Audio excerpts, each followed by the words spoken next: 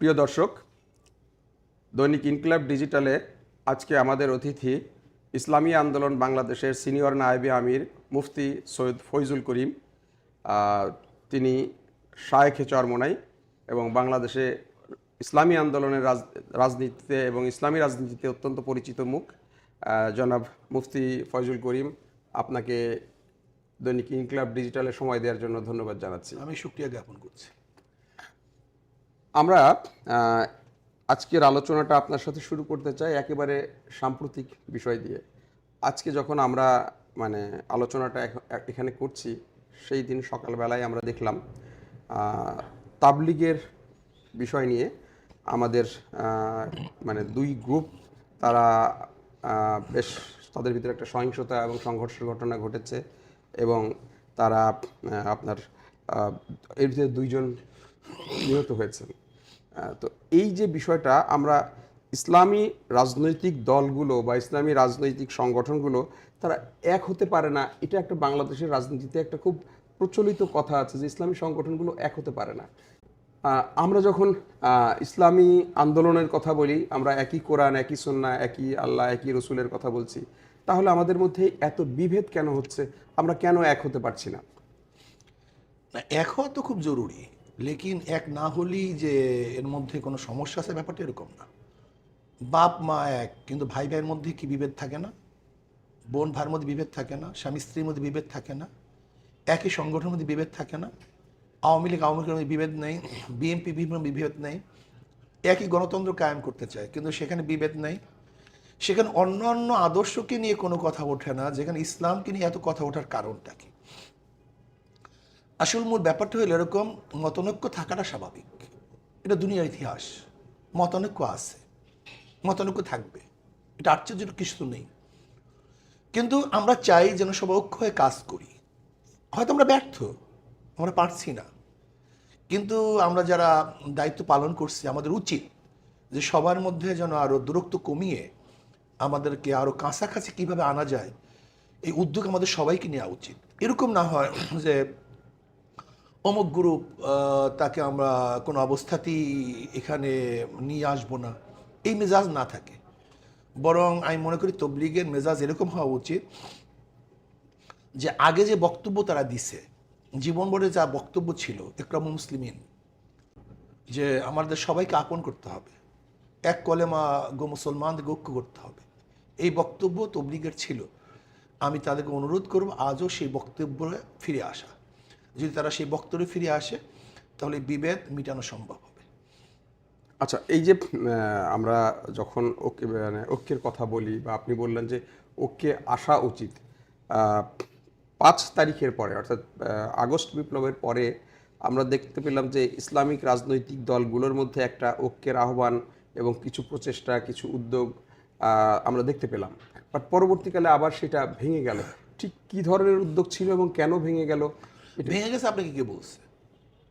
এটা কথা বলতে, আপনার মেসেজ তো ঠিক না। ভেঙে তো যায় না, চলমান এই উদ্যোগ, চলমান চলতেছে, ভেঙে যাওয়ার কোনো প্রশ্নই আসে না। আমরা শেষ পর্যন্ত চেষ্টা করব কিভাবে সবাইকে ঐক্যবদ্ধভাবে নির্বাচনে অংশগ্রহণ করানো যায়। এ ব্যাপারে আমাদের চেষ্টা অব্যাহত থাকবে, ভেঙে যায় নাই, চলমান অবস্থা। অর্থাৎ আপনারা সব রাজনৈতিক ইসলামিক রাজনৈতিক দল কি একটা ব্যানারে এসে আগামী নির্বাচনে অংশ নেওয়ার কোনো চিন্তা ভাবনা করছেন? হ্যাঁ, এরকম করছি। শুধু ইসলামিক দল না, আমরা চাই ইসলাম দেশ মানবতার কল্যাণের জন্য। ইসলামের বাহিরেও কোনো রাজনৈতিক দল যদি আমাদের সাথে ঐক্য হতে চায়, ইসলাম দেশ মানবতাকে রক্ষা করার জন্য, এর কল্যাণের জন্য, শুধু ইসলাম নয়, শর্ত শুধু ইসলাম নয়, যারাই ঐক্য হতে চায় আমরা তাদের সাথে ঐক্যবদ্ধভাবে আন্দোলন করতে চাই, নির্বাচন করতে চাই। কিন্তু এই যে যারাই বললেন যে যারাই ঐক্য হতে চায়, এখানে তো অনেক কিছু নির্ভর করে। যেহেতু আপনি বা আপনার দল একটি নির্দিষ্ট একটা আদর্শের ভিত্তিতে পরিচালিত হয়, যেটাকে আপনি বলছেন ইসলামী শাসনতন্ত্র, তো সেখানে অন্য অনেক এলিমেন্ট আছে যারা হয়তো ইসলামী শাসনতন্ত্রের সাথে আপনার ঠিক ওইভাবে আদর্শিক কাছাকাছি বা নৈকট্য নেই, বা ওই বিশ্বাসের জায়গায় আছে। এই ধরনের রাজনৈতিক দলগুলো যদি যে দেখেন, আসলে মানুষ রাজনীতি করে কিসের জন্য? শান্তির জন্য, মুক্তির জন্য, স্বাধীনতার জন্য। শান্তি, মুক্তি, সাম্য, মানবিক মর্যাদা, সামাজিক ন্যায় বিচার, অন্ন, বস্ত্র, বাসস্থান, চিকিৎসা, শিক্ষা, এই মৌলিক অধিকারকে বাস্তবায়ন করার জন্য তো রাজনীতি। স্বাধীনতা, ধর্মীয় স্বাধীনতা চাই, আমি জবানের স্বাধীনতা চাই, আমি কাজের স্বাধীনতা চাই, আমি চাকরির স্বাধীনতা চাই, ব্যবসার স্বাধীনতা চাই, চলার স্বাধীনতা চাই, বলার স্বাধীনতা চাই। মানুষ তো চায় স্বাধীনতা। তো ইসলাম যদি আপনার মৌলিক অধিকারগুলি বাস্তবায়ন করে, তাহলে আপনি ইসলামী আদর্শ মানবেন না কেন? যদি ইসলাম আপনার মৌলিক চাহিদাগুলিকে বাস্তবায়নে বাধাগ্রস্ত হয়, বাধা প্রদান করে, তখন আপনি বলতে পারেন ইসলামী আদর্শ মানব না। দেখেন, ইসলামী ফোবিয়া গোটা দুনিয়ার মানুষের মধ্যে এমনভাবে সেটিং করা হয়েছে, তারা মনে করি ইসলাম মানি হলো যে একটা ভিন্ন জাতি, ভিন্ন গোষ্ঠী, এই মানুষের কল্যাণ করতে পারে না, মানুষকে শান্তি মুক্তি দিতে পারে না। অথচ যে সমস্ত আদর্শগুলি অ্যাপ্লাইয়ের মাধ্যমে আমরা মানুষের শান্তি কামনা করছি, কিন্তু আজকে 53 বছর পর্যন্ত সেই আদর্শগুলি মানুষকে শান্তি দিতে পারে নাই। বিদায়ী প্রতিবারই যারাই ক্ষমতায় আসে তাদের বিরুদ্ধে আন্দোলন সূচনা হয়, আন্দোলন শুরু হয়। কারণ কি? মানুষের অধিকার তারা বাস্তবায়ন করতে পারে না। একমাত্র ইসলামী আদর্শ যদি অ্যাপ্লাই করা হয়, তাহলে আমি মনে করি মুসলমান, হিন্দু, বৌদ্ধ, খ্রিস্টান, প্রত্যেক জাতি, প্রত্যেক ধর্মের, প্রত্যেক আদর্শের মানুষ তারা মুক্তি পাবে, শান্তি পাবে। এই যে ইসলামিক আদর্শের কথা বললেন, এটা তো একটা শাশ্বত আদর্শ। বাংলাদেশের ক্ষেত্রে বাংলাদেশে ইসলামী আন্দোলনের অনেক মানে মানে পুরাতন এবং প্রাচীন ইতিহাস রয়ে গেছে। অনেক দিন ধরে আপনারা নিজেরাও, আপনাদের দলও অনেক মানে পুরান দল, আপনারা অনেক দিন ধরে এই আন্দোলনটা করছেন। ঠিক কতটা এদেশের মানুষের কাছে পৌঁছাতে পেরেছেন আপনাদের আহ্বান, আপনাদের আবেদন? আমি যদি স্পেশালি নির্বাচনী ফলাফলের নিরিখে এই মূল্যায়নটা আপনার কাছে চাই। দেখেন, ভালো জিনিসের প্রচারটা একটু কঠিন, খারাপ জিনিসের প্রচার খুব তাড়াতাড়ি হয়। আপনি দেখেন, একজন মূর্খর জন্য কেউ চেষ্টা করে না, কিন্তু সে মূর্খর সংখ্যা বেশি। কিন্তু এখন শিক্ষিত করার জন্য হাজারো চেষ্টা করে, কিন্তু শিক্ষিত সংখ্যা কম। ঠিক ইসলাম বা আদর্শ মানুষের মধ্যে অ্যাপ্লাই করাটা একটু কঠিন, কিন্তু একবার যদি মানুষ গ্রহণ করে তাহলে সেটা ছাড়বে না। দেখেন, মদের কোনো প্রচার আছে? মানুষ মদ পান করে।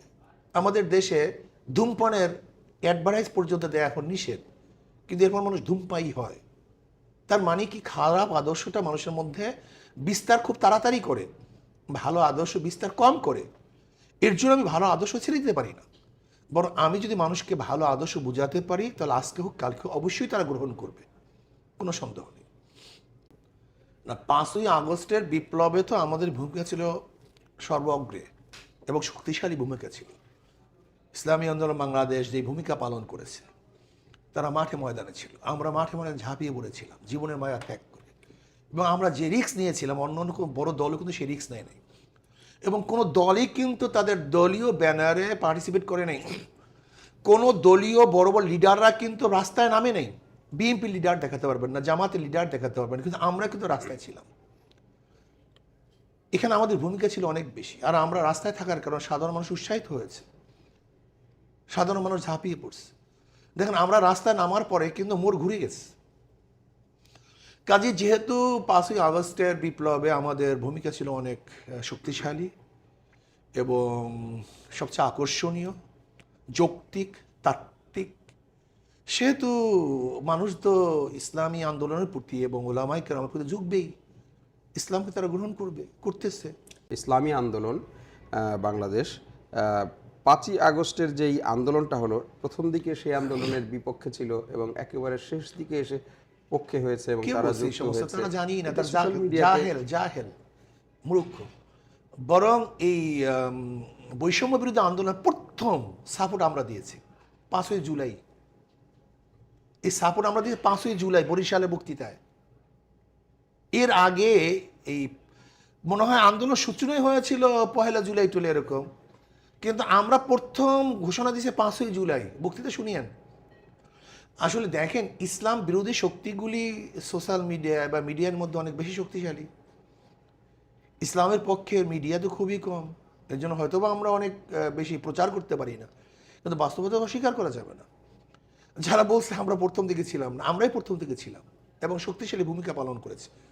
বরিশালের জনসভায় হাজার হাজার মানুষের জনসভায় প্রথম 5ই জুলাই আমি ঘোষণা দিয়েছি এবং সাপোর্ট করেছি, সমর্থন করেছি বৈষম্যবিরোধী আন্দোলনকে। তা আমরা প্রথম দিকে ছিলাম না, এই কথা কি বলছি? আমরা ছিলাম, অনেকে প্রথম দিকে ছিল না, তারা পরেতে আসছে।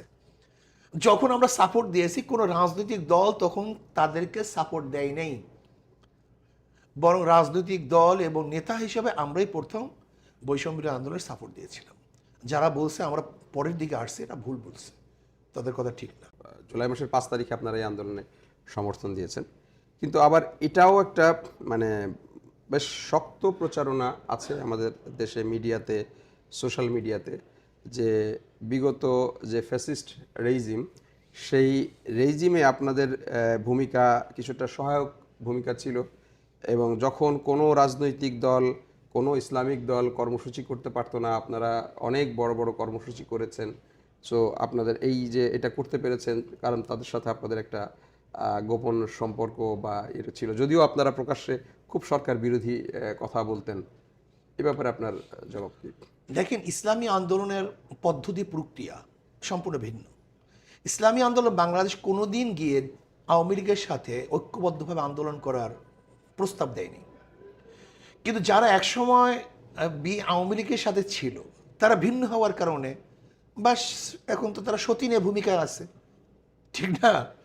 ইসলামী Andolan Bangladesh no Awami League no BNP কারোর সাথে কোনোদিন আদর্শকে জলাঞ্জলি দিয়ে ঐক্য করেনি।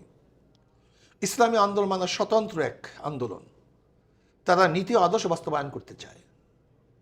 যেহেতু ইসলামী আন্দোলন বাংলাদেশের পিছনে কোনো কালি নেই, তাদেরকে ধরার মতো কোনো নেই, কোনো যুক্তি নেই। যেহেতু ইসলামী আন্দোলন বাংলাদেশকে আক্রমণ করার ধরার মতো কোনো যুক্তি নেই, ডকুমেন্টস নাই, ইসলামী আন্দোলন বাংলাদেশ তো স্বতন্ত্রভাবে আন্দোলন করতেই পারবে। তারা তো তার নীতি আদর্শ বাস্তবায়ন করতে চায়। বরং আমি মনে করি যারা আওয়ামী লীগের, যেমন বিএনপির হাজারো বড় বড় লিডার, তারা কাদের সাথে হাতাত করে চলাফেরা করছে বলেন তো? আওয়ামী লীগের সাথে। বর্তমানে বিএনপির অবস্থা কেমন বলেন তো? বিএনপির ভূমিকা কি বলেন তো?